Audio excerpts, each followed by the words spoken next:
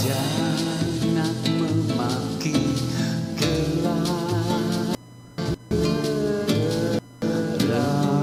bercahaya di malam hari, pantari membenci gelap.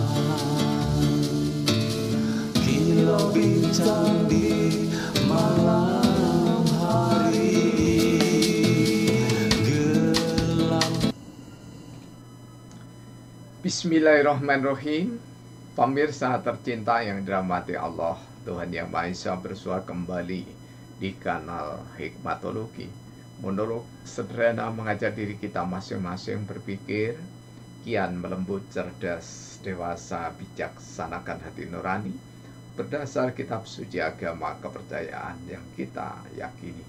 Tentu saja upaya serius tak kenal putus, menghayati, memperdomani, menerapkan nilai-nilai luhur Pancasila dalam kehidupan sehari-hari adalah keniscayaan karena kita insan bumi pertiwi. Pemirsa yang dirahmati oleh Allah Subhanahu wa taala, seringkali ketika kita berbicara tauhid, maka kita diajak untuk mengenal dalil-dalil dari Al-Quran dan hadis. Mari kita sejenak untuk merenungkan dua makhluk yang seringkali satu dinista, yang satunya dimulia. Ya, ini adalah lalat dan lebah.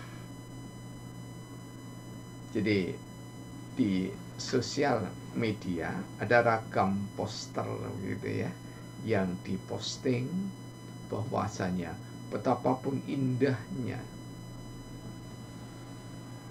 bunga, taman bunga, maka lalat tak menghampirinya. Tetapi betapapun busuknya sampah atau kotoran, maka lalat menghampirinya. Seolah-olah lalat adalah makhluk yang demikian buruk dan tidak berguna bagi manusia. Kami angkat dari sabdana yang ke 18.014, lalat dan lebah bagian pertama. Lalat bukan lebah, senang bau busuk kebiasaannya. Bau busuk menyengat tak disukai oleh manusia. Lalat menjalani takdir yang terbaik dari Tuhannya. Lalat tak dapat mengelak dari takdirnya. Allah Maha Pencipta segalanya menciptakan lalat berguna. Tak perlu dituntut agar lalat di bunga-bunga. Lebah justru tertakdir menikmati indahnya bineka bunga. Kampung Celaket, 28 Januari 2024. Kami mengajak diri kami sendiri dan saudara-saudara yang berminat memperhatikan ayat-ayat semesta, sehingga kajian ini termasuk kategori tauhid alam semesta. Ketika kita melihat lalat, tentu saja sangat berbeda dengan lebah. Betapapun kita melihat lalat yang paling kecil, yang warnanya tidak menjijikkan, beda dengan lalat yang besar ya, yang warnanya hijau, dan jika di pedesaan hinggapnya juga di lalat itu di tai kerbau, di kotoran kerbau, di kotoran sapi, dan di sejumlah sampah-sampah yang membusuk. yang beraroma tidak sedap. Bau busuk itu memang tidak disukai oleh seluruh manusia, nyaris tanpa kecuali. Lalat, jika kita lihat, justru dia menjalani takdirnya yang terbaik. Karena lalat yang salah satu fungsinya untuk mempercepat pembusukan dari sisa-sisa kotoran yang dibuat oleh manusia atau yang dihasilkan oleh tangan-tangan manusia, sisa masakan dari cangkang ikan, dari kulit ikan dan yang lainnya, termasuk dari ragam sayur-sayuran. Sangat menarik minat lalat. Lalat ditakdirkan oleh Allah demikian indahnya. Karena apa? Karena pembusukan yang lebih cepat terhadap pembuangan sisa-sisa makanan atau sisa-sisa sayuran yang tidak terpakai, itu justru bermanfaat bagi tumbuhan yang lainnya.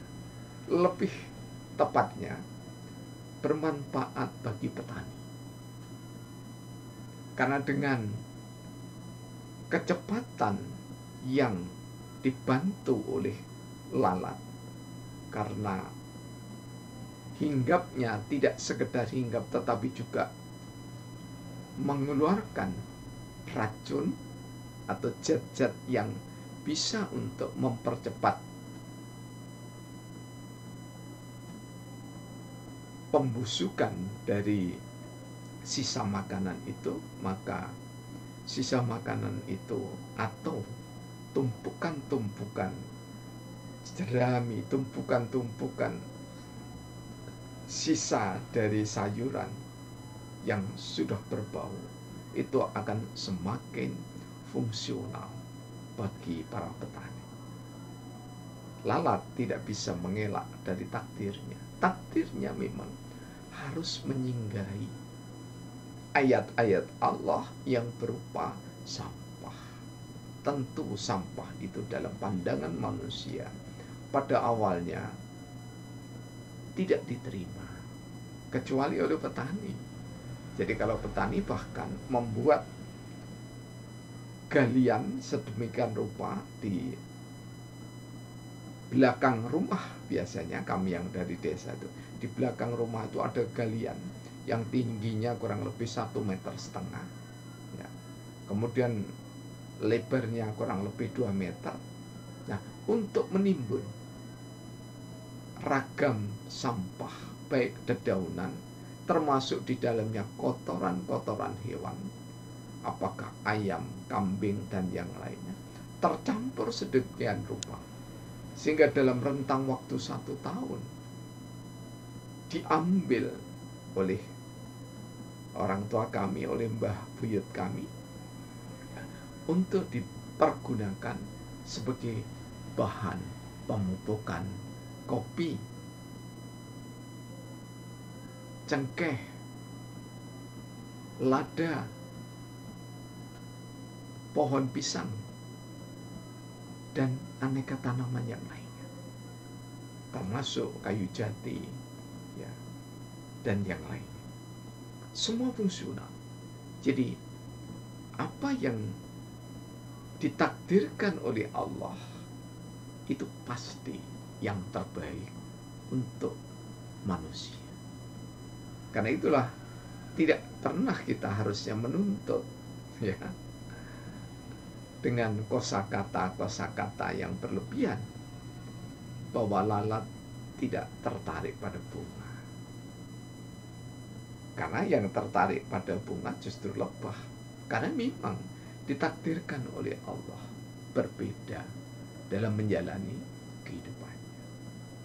Pemirsa yang dirahmati oleh Allah, insya Allah nanti kita akan sambung betapa lalat sangat fungsional untuk prasarana menghasilkan gas yang bermanfaat untuk penerangan listrik rumah tangga, bahkan untuk sarana kompor gas pengganti LPG dan bahan-bahan minyak yang lainnya. Dengan menyadari bahwa ayat-ayat semesta semuanya berguna, maka kita selalu ingat, Rabbana ma khalaqta hadza batila subhanaka faqina azabannar. Ya Allah, tidak ada satupun ayat-ayat yang kau ciptakan, termasuk di dalamnya lalat yang sangat menjijikkan, bahkan diusir-usir di rumah tangga kita. Semuanya berguna, semuanya bermanfaat. Karena itu ya Allah, maka sungguh layak kami bersyukur, berterima kasih. Semoga kita senantiasa memperhatikan bahwa tauhid tidak saja kita pahami yang tertulis sebagai ayat-ayat suci Al-Quran, ataupun yang ada di dalam sabda mulia Rasulullah Muhammad SAW, tetapi di dalam firman dan sabda itu juga mencakup di dalamnya ayat-ayat alam semesta.